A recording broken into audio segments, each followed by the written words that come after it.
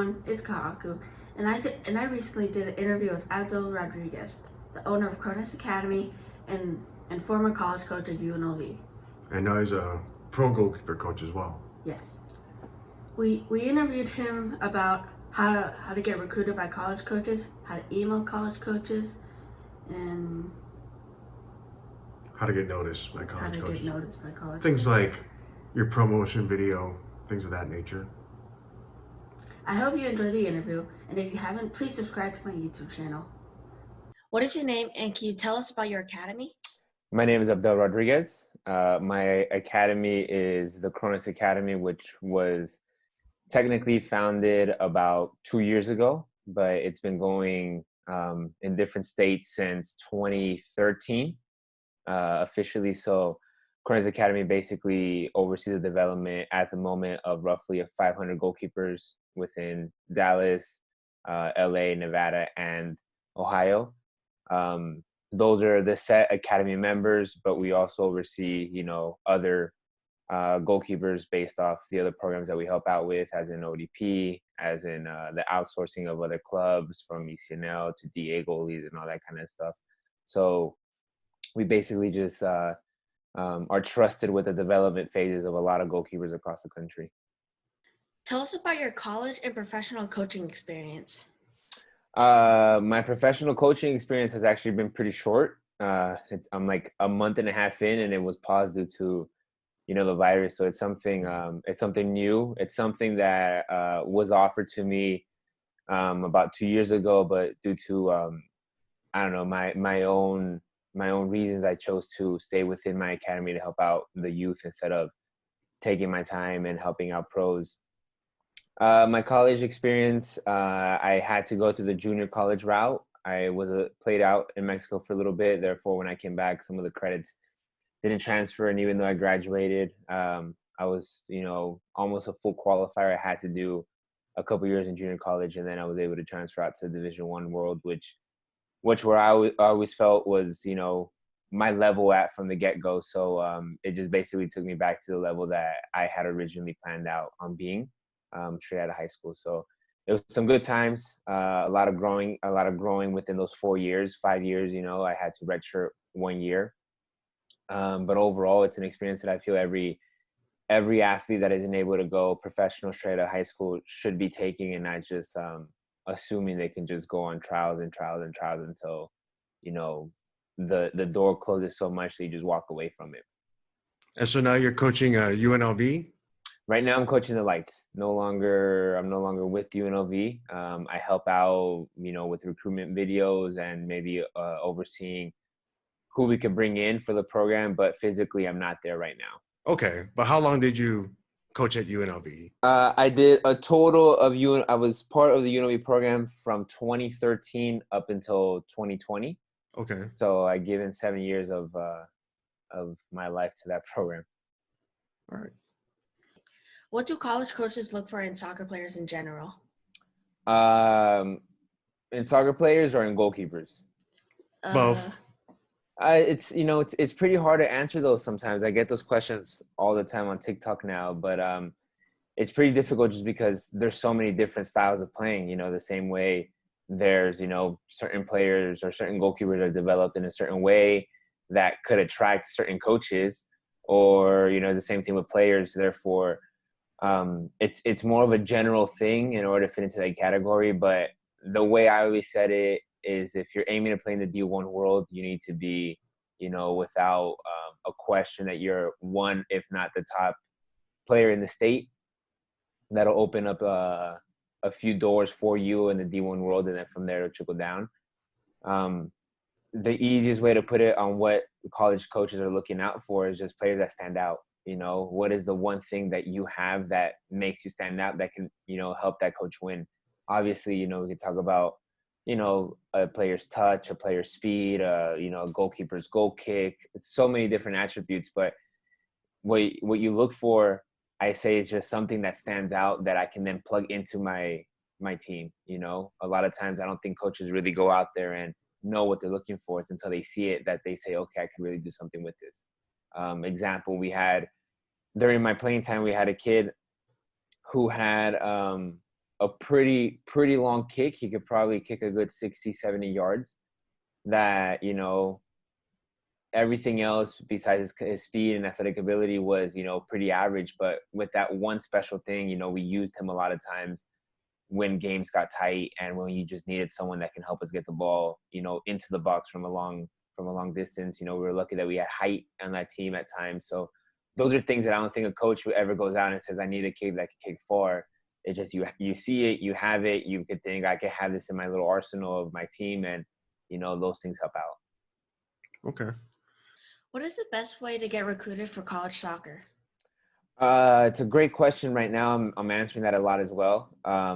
There's many ways, you know. General rule of thumb is play on a pretty good team, be able to stand out. And the reason why you need to be on a pretty good team is just the fact that more than likely your good team will be on college showcases or in higher tournaments.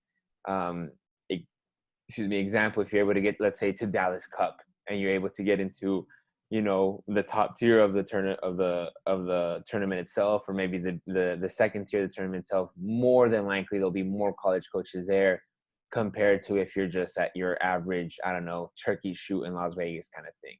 Mm-hmm. There's a big advantage of you playing in those kind of tournaments due to the experience that you gain, but also the fact that due to the size of the country, you know, we have to somehow be able to get certain kids that fit into our travel time as well. You know, people tend to forget that college coaches are running a season from the end of July till basically December. So it gives them the other 6 months to try to catch up on going and actually seeing games. You have holidays in between there. So a college coach mainly has 4 months to travel and, you know, see what they can see. So, you know, one thing that you can do is that thing, be on a good team, get on showcases. And if for whatever reason, you know, you're in a place like Reno, who's the city is a lot smaller, maybe the clubs aren't as powerful as, let's say, some teams from South California, well, you obviously have the ability of maybe emailing coaches, sending out the schedule. Perfect story, you know, my buddy Kevin Partito played for me at UNLV, played at Sparks, is from Sparks, Nevada, played on a club team, and you know, pretty hard to get recruited from there, was able to get to the tournament, somehow ends up at UNLV, and then, you know, signs professional right after and is a MLS player currently, you know. So those are things that, you know, sometimes happen, but there's a lot of kids that get, you know, just lost in that because the city doesn't have much to offer, or the location of the city. So therefore you have those two options, you know, emailing, making good YouTube videos that can help you out. And then obviously if you're able to play in top tournaments, that's probably the easiest way to get noticed. Does high school matter? High school soccer? I would say that even when I was playing, so you're talking about 2008 to 2011, I have never seen a high school coach out there. Now, college coaches or, you know, UNLV coaches did go to state championships or the playoff series. But, I mean, if you're one of those kids that, let's say, plays on a bad program, you know, you're zoned for that program, you can't really do much about it. It's a college coach is not going to go see that game, you know. Myself at UNLV, for the time that I was there, I never knew of our coaching staff going to a normal average high school game that wasn't, you know, a playoff game or something like that, you know, or just going and saying like, well, I'm going to go see what Desert Pines has to offer kind of thing. So it's a give and take, you know, because yes, it does matter. It can help you out. You're able to play during that time, you know, because there's really nothing going on for those kids during that fall season. But at the same time, we forget, like I said, that there's also a college season happening at the same time, you know. CSN, our junior college, goes a lot to, you know, the playoff games because again, it's the one time that you can get, you know, quote unquote, the best programs in one park and see as much games as possible without driving all over Vegas to try to see who you can find. When can high school students contact college coaches? Those questions change every year so often. You know, technically, you can contact a college coach at any moment. I can't contact you back at any moment due to the fact of NCAA rule. but you can email me your schedule and all that kind of stuff. Dad can message me or call me, but physically I cannot make the first email, the first contact with you.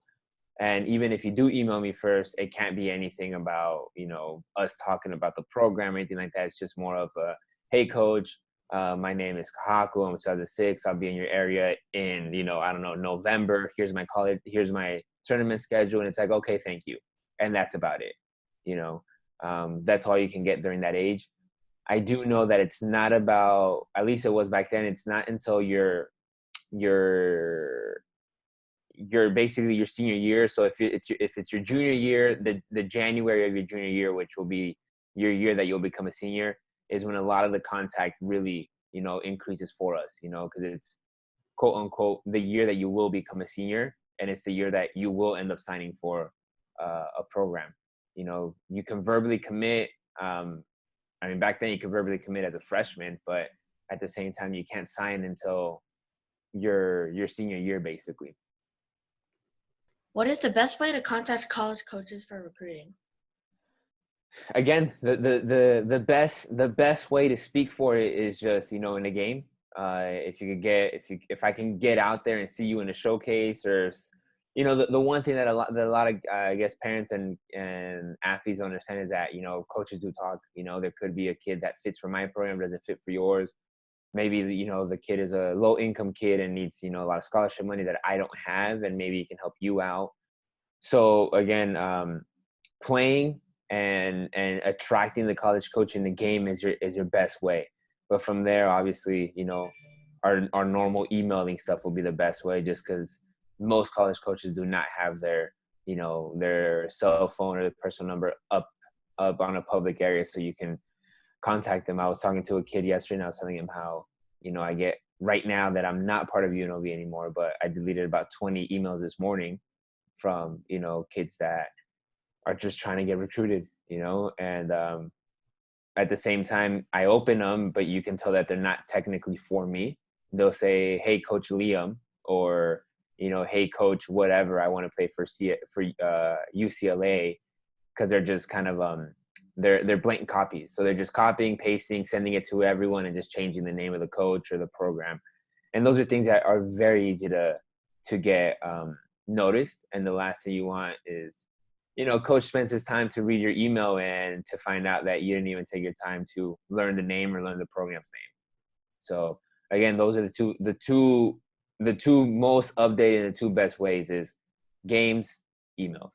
Okay. Speaking of emails, what's the best way to email college coaches? The best way, and I've been helping a lot of kids right now doing this, is, the one thing that most kids do not put is how you can help out the program. I think the reality is that every kid at that level, we're talking about the D1 world, is a, highly determined, highly dedicated, highly advanced athlete, and it's not something that's going to help you stand out if that's on the email. If that's what you put on that you have to offer, that you're, really, really dedicated and you're going to work very hard and you're very hardworking, or you're the most, working person I'll ever see, there's about 20 other guys that can probably work the same rate, and you're also talking about that everyone at the D1 world, or mostly everyone, was or is at one point, the best player of their state or the best player of the city that they had to offer. And that's the reason why they're there. So those things really don't make you stand out. When writing an email, I would introduce myself. My name is, blank. I am a 2000 whatever. I am a goalkeeper, left back, or whatever. These are my fortes. This is why I feel I can help out your program. I feel if you take time to understand what the program, plays, or how they play, or if it's actually a school that you want to be at, and you learn about the program, and you can help out, say like, I can help out this program because I feel I fit in due to these reasons, and I'm capable to do these things, on the field. Again, highly determined or highly dedicated really doesn't help you stand out. And then obviously have your resume. If you have a highlight video at that time, great. And then, if someone as young as you, some games that I may be nearby to go watch, but you always have to add on your email is, how can you help out the program, without it being hardworking? Because those are things that are just expected. You know, um, one of my first emails back that I received was that they weren't going to take any time to show any player to do, to improve. They don't have time for that. And the reality is that we don't have time to improve you. Literally get what, 4.5 months of season. There's really no time to improve you, especially as an incoming freshman. We just expect you to be hardworking, dedicated, and you should be, taking care of your craft alone without us having to get you fit when there's really no time to get you fit. And you have 2 weeks. You have 2 weeks to determine where your position will be if you're a newcomer. Are you going to be on the travel squad? Are you going to just be on the, maybe on the non-travel squad, but, you're kind of right then and there? Are you just not taking in consideration whatsoever? So all those things are things that you need to take in consideration when, writing this email, because the reality is, there's a lot of hardworking guys there as well. So how can you stand out and how can you help the team win? Just out of curiosity, I don't know if it's a secret or not, but how do you find coaches' emails, especially specific coaches like goalkeeper coaches? I How do mean, you find your specific email at UNLV when you it may not know, be listed? yeah, UNLV would have mine listed. I think it would have, if you go to like the UNLV staff, it should come up as like a goalkeeper coach, and then my email. But it's the best. It's honestly the hardest thing to find is goalkeeper coach's email, just because not every program has a goalkeeper coach, or not every program has a staff goalkeeper coach. They may have a volunteer coach that they don't register, that is just kind of in the blank. So my take when I was helping out is always email the assistant coach, because more than likely they'll reply a little bit back. The lower they are in the ranking of their staff, the more chances you have to reply back. And then I would always CC the head coach. A lot of times the assistant coach is the one that's maybe doing more of the emails and trying to recruit, while the head coach is maybe in and out of the meetings or dealing with meetings with players or whatever that is. But yeah, you can type in, let's say, like UNLV soccer staff, and sometimes they come up, sometimes they don't. The higher the higher the school, like your Dukes, your Ohio States, maybe they don't have them listed just because I'm pretty sure there's a whole bunch of kids already emailing them. Right. The last thing you want is just more and more access to it. Right. There's a lot of times that you get emails that kind of blow you away. It's just I have zero club experience. I just started playing last year, and I think I'm capable to play D1. And I'm not saying that the athlete isn't, but the odds are they're not. And you don't really want to be wasting time with those kind of emails. So I mean, Google search soccer staff, and then hopefully something pops up and you're able to go from that. Okay. But your best bet is knowing someone that can maybe help you out. If you have someone a coach that is pretty high up in the soccer world, they can easily probably have a phone number on their phone, and from there you just give you the personal email that'll work out better. All right. What are the best practices for college recruiting videos for goalkeepers? I was talking about this yesterday. I don't think it's, again, in the goalie world, I don't think practices are something that should be shown. Maybe at your age it's okay, just because you're just trying to get noticed, grab some attention. But when it's a whole-on recruitment video, it needs to be a practice that looks normal, but it's it's staged. Exactly what's going on. That way the coach or the goalkeeper coach can get a sense of what goalie you are. So if it's something like a normal training where you see people walking by and you see balls flying everywhere and I really know what's happening, it's a very easy way for me to just skip the video and see something else. Again, you have to remember that you're taking time from the coach from watching potential other goalkeepers and watching you. So when the video is professionally made, obviously not by a professional, but what I'm saying is that there's time behind it, and you take more advances on making the video better, like having some sort of structure within it. Many times we just get videos that are just thrown together, and you have a goal kick here, a save on the next clip, a side volley following, saves, crosses. It's just a whole bunch of everything. It's the easiest way for me to at one point just kind of not really know what are you trying to show me no more. There's certain clips there's certain videos that I'll get that'll maybe show a really good save, and then it gets cut right when they go to kick the ball or something, and I start wondering, well, why are they cutting that out? Are they not trying to show me that they can't kick a ball? Did they kick it out? And all those things are questionable things. So it always has to be, when it comes to training, has to be something that's really, really thought out. We're gonna do this. It's gonna hold. It's gonna show my crossing ability. My speed, handling, maybe some sort of positioning if you're working with goal. But it's something that shows you that you can do the basics at a very, very high rate. Because at the same time, it's not your normal training session. You're showing off the abilities that you've been able to get, that you've been able to acquire through the whole development process that you've been doing. What are your future plans for Kronis Academy? I don't know. I hope it continues. I hope it continues to grow the rate that it has grown. Obviously, it can only grow so much, just because at one point I would have to maybe step away, or we wouldn't be able to handle more size. I think I will probably cap off on a certain number of goalkeepers that I'll take in on a year round, and then just dedicate my time to that. And then personally, I can't coach forever. That's the reality. I can maybe break down sessions, or put the sessions down, but at one point I'm sure my body will start slowly losing some of its power, or getting more tight or whatever. So I think my very first thing is just developing other coaches. We have Coach Augusto, Coach Angel, some of the older guys that are interested in coaching, that it's important for me to understand, to teach them that it's something that it's not a normal little, I'm gonna get some cones, some soccer balls, and just kick around to a kid, because it's the easiest way to really put some development behind. Many times we just have coaches, or XD1 goalkeepers who, for a little bit of $20 or whatever, will run a session, which is great. It's better than nothing, but at the same time, it's valuable years that you're spending, and that need to be done through a professional's guidance, or a professional's eyes.